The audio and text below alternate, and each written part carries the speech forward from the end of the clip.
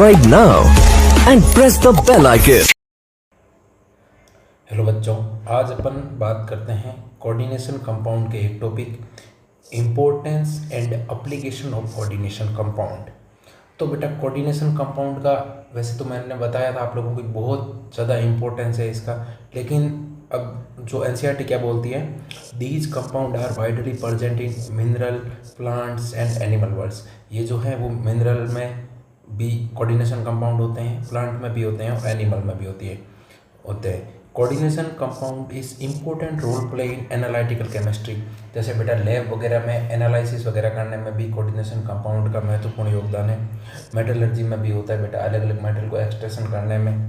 Biological system में भी होता है, बहुत सारे एंजाइम वगैरह में ये कोऑर्डिनेशन कंपाउंड एक इम्पोर्टेंट रोल प्ले करते हैं। मेडिसिन में भी होता है बेटा। अब अपन आगे बढ़ते हैं। जो फर्स्ट यूज है वो है chelate therapy in medicinal is growing interest. यानी कि जो कोऑर्डिनेशन कंपाउंड की जो रिंग बनाने की प्रॉपर्टी होती है बेटा, उसको बोलते हैं चिलेटिंग। तो जो चिलेट थेरेपी है उसका बेटा मेडिसिनल जो प्रॉपर्टी है उसमें इंटरेस्ट है वो दिनों दिन बढ़ता जा रहा है, ग्रोइंग होता जा रहा है। जैसे आपका एक सिसप्लेटिन नाम का बेटा कंपाउंड है जिसमें प्लेटिन होता है, इसमें 2 अमोनिया के लिगेंड लगे होते हैं और 2 क्लोरीन के लिगेंड लगे होते हैं। ये बेटा यूज किया जाता है कैंसर के ट्यूमर की ग्रोथ को रोकने के लिए। और ये वाला क्वेश्चन आपके बेटा नीट में पूछा भी गया है। अब और क्या है चिलेटिंग थेरेपी का use? Also plant and animal can be treated problem caused by presence of metal in toxic proportion. यानी कि प्लांट और एनिमल में कुछ जो मेटल है बेटा वो मतलब जितना होना चाहिए अमाउंट उससे ज़्यादा हो जाते हैं, और जब ज़्यादा हो जाते हैं तो वो उसमें टॉक्सिसिटी क्रिएट करते हैं। तो उस टॉक्सिसिटी को भी बेटा हटाया जाता है कोऑर्डिनेशन कंपाउंड के थ्रू। जैसे आपके excess of copper and iron are removed by chelating ligand. जब प्लांट और एनिमल में कॉपर और आयरन का बेटा जब एक्सेस हो जाता है तो इनको क्या करते हैं कि किसी लिगेंड के साथ रिएक्शन करवाते हैं, तो ये कॉपर और जो आयरन है वो चिलेट बना लेते हैं और इसको फिर आसानी से रिमूव किया जाता है और जो टॉक्सिसिटी है वो कम हो जाती है। नेक्स्ट बेटा यूज पढ़ते हैं कोऑर्डिनेशन कंपाउंड का, estimation of hardness of water. अब 11th क्लास में पहले चैप्टर था, अब सिलेबस से हटा दिया गया है कि हार्डनेस ऑफ वाटर है बेटा वो मैग्नीशियम +2 एंड कैल्शियम +2 चार्ज के कारण आती है। तो अब अपन को कैसे पता चलेगा बेटा कि इसके अंदर कितना कैल्शियम और मैग्नीशियम आयन है? तो उसमें बेटा एक लिगेंड होता है EDTA-4, इथाइलिन डाइअमाइन टेट्राएसीटेटो। ये क्या करता है बेटा? Estimation of hardness of water. ये जो मैग्नीशियम और कैल्शियम के साथ लिगेंड है वो रिएक्शन करके कोऑर्डिनेशन कंपाउंड बना लेता है और उसके थ्रू अपन बेटा क्या है एस्टिमेट कर सकते हैं कि उसके अंदर कितना कैल्शियम और मैग्नीशियम वाटर के अंदर प्रेजेंट है। जितना कैल्शियम एंड मैग्नीशियम वाटर के अंदर प्रेजेंट होगा उतनी ही उस जो वाटर कठोरता यानी कि हार्डनेस है वो अधिक होगी। तो सेकेंड ये यूज हो गया estimation of hardness of water. Third अपन बेटा पढ़ते हैं cyano complex are used for electroplating of Ag and Au due to high stability. जैसे बेटा अपन को इलेक्ट्रोप्लेटिंग करनी होती है ना, तो अपन कर तो सिंपल जो चांदी और सोना होता है उससे भी कर सकते हैं, लेकिन जो अपनी इलेक्ट्रोप्लेटिंग है वो मतलब जो विद्युत लेपन है वो इतना आसानी से नहीं होगा और स्मूथली नहीं होगा। तो स्मूथली और आसानी से और इफेक्टिव इलेक्ट्रोप्लेटिंग करने के लिए अपन क्या करते हैं बेटा, जो Ag और Au है इनका पहले अपन कॉम्प्लेक्स बना लेते हैं और एक कॉम्प्लेक्स बनाने के कारण स्टेबिलिटी इंक्रीज हो जाती है और फिर आसानी से अपन इसकी इलेक्ट्रोप्लेटिंग कर सकते हैं। तो थर्ड यूज ये हो गया। फोर्थ यूज है बेटा बायोलॉजिकल इंपॉर्टेंस में। ये वाला नीट और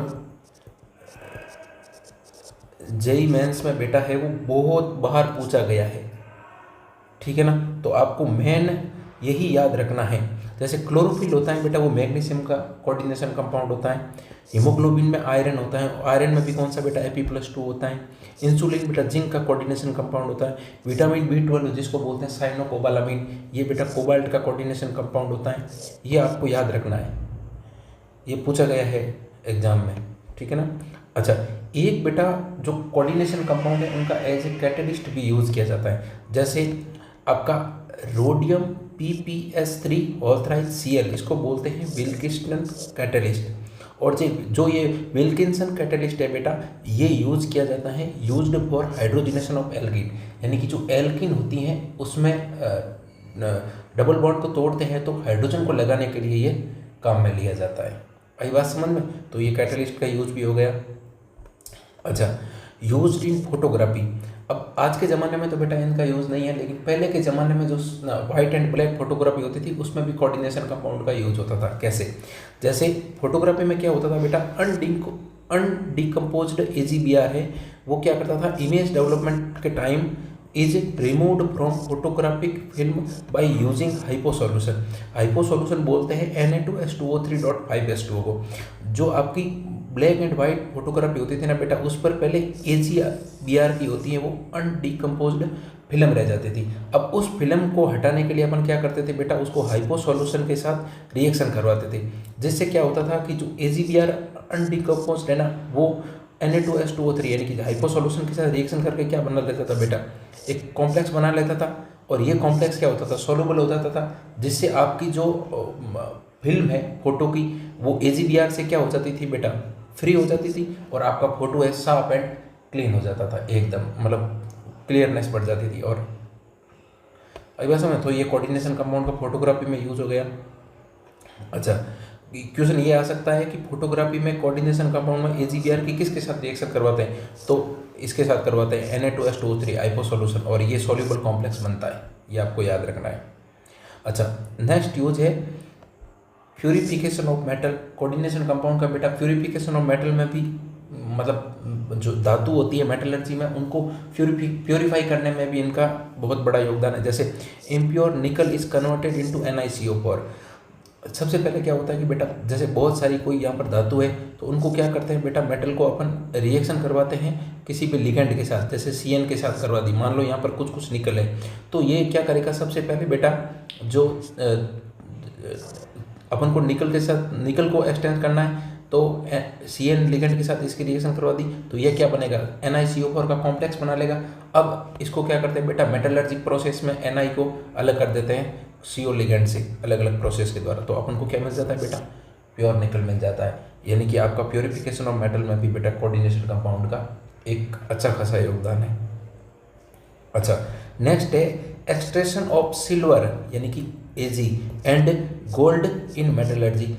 जो गोल्ड और सिल्वर का एक्सटेंशन होता है ना बेटा, जो उनका मतलब अलग किया जाता है धातुओं से, उनमें भी कोऑर्डिनेशन कंपाउंड का एक महत्वपूर्ण योगदान है।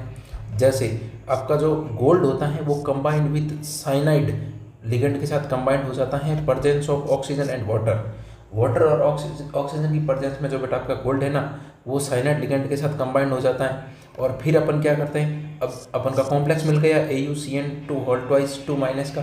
अब अपन को तो क्या चाहिए, गोल्ड चाहिए ना, फिर अपन बेटा क्या करते हैं, इसकी रिएक्शन है वो जिंक के साथ करवा देते हैं।